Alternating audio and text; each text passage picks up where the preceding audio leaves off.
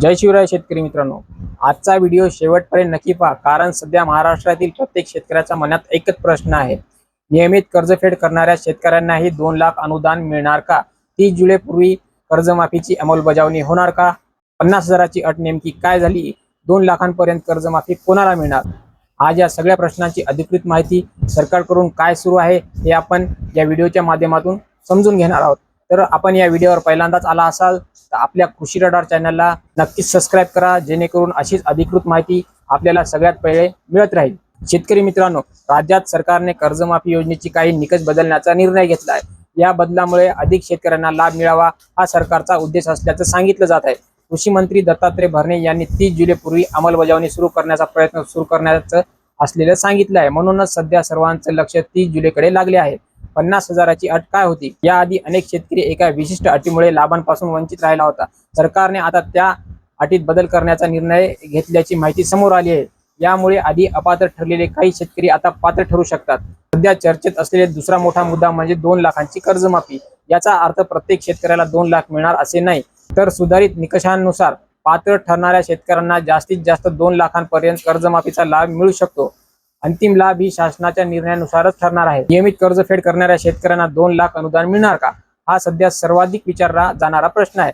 Social मीडियावर अनेक post फिरत आहेत. नियमित कर्जफेड करणाऱ्या प्रत्येक शेतकऱ्याला 2 लाख मिळणार, पण सध्या उपलब्ध अधिकृत माहितीनुसार असा शासन निर्णय किंवा GR अद्याप आलेला नाही. होय, पण नियमित कर्जफेड करणाऱ्या शेतकऱ्यांना प्रोत्साहन लाभ देण्याबाबत चर्चा सुरू आहे.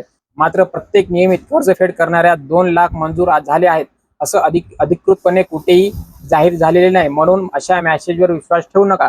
शासनाचा अधिकृत GR आल्यावर अंतिम माहिती होईल. आता कोणाला फायदा होऊ शकतो? सुधारित निकषांनुसार पात्र ठरणारे शेतकरी, पूर्वी काही अटींमुळे वंचित राहिलेले शेतकरी आणि शासनाने निश्चय केलेल्या निकषांमध्ये बसणारे लाभार्थी यांना फायदा होण्याची शक्यता आहे.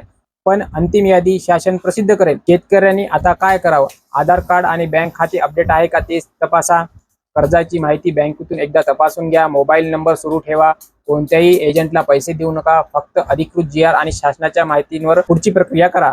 अफवांपासून सावध राहा. सध्या सोशल मीडियावर रोज नवीन मेसेज येत आहेत.